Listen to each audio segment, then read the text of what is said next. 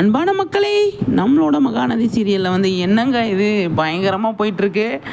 பசுபதி வந்து நினைக்கிறது வந்து நடக்குது அப்படிங்கிறது தான் என்னை பொறுத்த வரைக்கும் நான் நினைக்கிறேன். கண்டிப்பாக வந்து வெண்ணிலாவோட மாமா வந்து பேசுகிறாரு விஜய்கிட்ட. விஜய் பயங்கரமாக டென்ஷன் ஆகிறாரு. உன்னை கூட்டு வந்ததே பெரிய தப்பாக போச்சு. நீ என்ன பண்ணணுமோ பண்ணு, பசுபதி கூட சேர்ந்துக்கிட்டு என்னை வந்து நீ இந்த மாதிரி பேசுகிறியா? கல்யாண ஏற்பாடு பண்ணுவியா? கல்யாண ஏற்பாடு நீ நடத்து அப்படின்னு பயங்கரமாக கோப்படுறாரு விஜய்.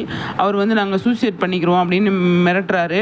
அது பிளாக்மெயில் பண்ணுறாங்க அப்படின்னு சொல்லி விஜய் சொல்கிறாரு. ஆனால் இதை வச்சு தான் வந்து பெரிய ப்ராப்ளத்தை கிரியேட் பண்ணுவாங்களோ அப்படின்னு சொல்லி தோணுது எனக்கு. ஏன் அப்படின்னு பார்த்தீங்க அப்படின்னா, கண்டிப்பாக வந்து இவங்க பிளாக்மெயில் பண்ணி ப்ரெஸ்ஸு மீடியா இதெல்லாம் கூப்பிட்டு வந்து விஜயை வந்து பிளாக்மெயில் பண்ணும்போது அப்போ போலீஸு ப்ரெஸ் எல்லாமே வந்து விஜய்கிட்ட வந்து கேள்வி கேட்பாங்க. நீங்கள் வந்து இந்த மாதிரி அவங்கள வந்து கல்யாணம் பண்ணி ஏமாற்றிக்கிட்டேன்னு சொல்லி சொன்னீங்களாமே, அவங்க வந்து பிளாக்மெயில் அதாவது சூசைட் பண்ணிக்கிறேன்னு சொல்கிறாங்க. இவங்களுக்கு என்ன தீர்வு அப்படின்னு சொல்லி விஜய் வந்து மடக்கி கல்யாணத்துக்கு ரெடி பண்ணுறாங்க. ரெடி பண்ணிட்டு வர்றப்போ வந்து தான் போலீஸ் அரெஸ்ட் பண்ணுறாங்க அப்படின்னு நினைக்கிறேன். அவர் முடியாது அப்படின்னு சொல்லும்போது போலீஸ் அரெஸ்ட் பண்ணிட்டாங்க அப்படின்னு தெரிஞ்சதுக்கப்புறமா தான் காவேரி வர்றாங்க அப்படிங்கிறது தான் நமக்கு கிடைச்ச நியூஸாக இருக்குது.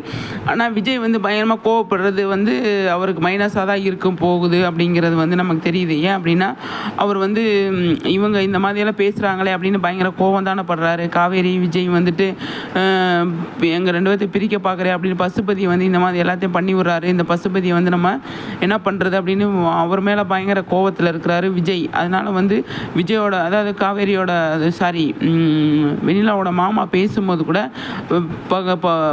பசுபதின்னு தான் சொல்கிறார். அவரை கூட வந்து நீ வந்து உனக்கு எதுவும் தெரியாது, எல்லாத்தையும் நான் உங்கள்கிட்ட சொல்லி நீ புரிஞ்சுக்கிட்டேன், ஆனால் வந்து இப்போ வந்து இந்த மாதிரி பேசுறியா அப்படிங்கிற மாதிரி தான் அவர் வந்து சொல்கிறாரு. அதனால் வந்து வெண்ணிலாவோட மாமா மேலே அவர் கோவம் கிடையாது, பசுபதி மேலே பயங்கர கோவமாக இருக்கார்.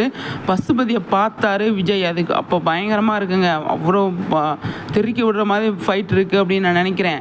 அந்த அளவுக்கு பயங்கரமாக வந்து நம்மளோட விஜய் கோவமாக இருக்கார். அடுத்தடுத்து என்ன பண்ண போகிறாங்க, என்ன நடக்க போகுது அப்படிங்கிறத நம்ம வெயிட் பண்ணி தான் பார்க்கணும். பயங்கர ஃபயராக, பயங்கர ஃபைட்டாக, பயங்கர இன்ட்ரெஸ்டிங்காக போகுது மகாநதி அப்படிங்கிறதான். நான் வந்து இந்த 2-3 நாளாக வந்து கொஞ்சம் பிஸியாகவே இருந்துட்டேன். தொண்டையெல்லாம் பேச வர முடியல கொஞ்சம். அதனாலேயே வந்து வீடியோ போட முடியல. சாரி. என்னோட சப்ஸ்கிரைபருக்கு கண்டிப்பாக முக்கியமாக வந்து சாரி கேட்டுக்கிறேன். இனிமேல் கண்டினியூஸாக நம்ம வந்து வீடியோ பண்ணலாம், சரியா? நீங்கள் நம்மளோட சேனலை ஃபாலோ பண்ணுங்கள், மறக்காமல் சப்ஸ்கிரைபும் பண்ணி வச்சுக்கோங்க. இப்போ பண்ணி வச்சுக்கிட்டிங்கன்னா நம்ம புதுசாக நிறைய விஷயங்கள் உடனே மகாநதி சம்மந்தப்பட்டதை நம்ம வந்து கொடுக்கலாம். அவ்வளோ நல்லா போயிட்டுருக்கு மகாநதி. இனிமேல் பயங்கர இன்ட்ரெஸ்ட்டாக இருக்குது அப்படிங்கிறத 7:30 மணிக்கு போட்டதுக்கப்புறமா கதை களமே மாறிடுச்சு அப்படின்னு தான் சொல்லணும். அந்தளவுக்கு சூப்பராக வந்து பண்ணிக்கிட்டு இருக்காங்க நம்மளோட மகாநதி. விஜயோட அல்டிமேட்டாக இருக்குங்க. அவ்வளோ அழகாக வந்து விஜய் வந்து பண்ணிகிட்டு இருக்காரு. காவேரி வந்து விஜய்க்கு சப்போர்ட்டாக இருக்கிறாங்க அப்படிங்கிறது நமக்கு தெரிஞ்சு போச்சு. ஆனால் அடுத்து களத்தில் இறங்குவாங்க அப்படிங்கிற நான் எதிர்பார்க்குறேன். கண்டிப்பாக களத்தில் இறங்குவாங்க. இறங்குனா அவ்வளோ அழகாக வந்து கதையை வந்து சூப்பராக கொண்டு போவாங்க. எங்கள் 2 பேர்த்தையும் யாராலையும் பிரிக்க முடியாது அப்படிங்கிறத அந்த இடத்துல காவேரி பதிவு பண்ணியே ஆவாங்க அப்படின்னு நான் நினைக்கிறேன். விஜய் வந்து ஆல்ரெடி நிறைய சொல்லியிருக்காரு. காவேரி அதை சொல்லுவாங்க அப்படின்னு நான் நினைக்கிறேன். மக்களை கண்டிப்பாக உங்கள் கருத்துக்களை சொல்லுங்கள். நெக்ஸ்ட் வீடியோ சூப்பர் வீடியோ இருக்குங்க.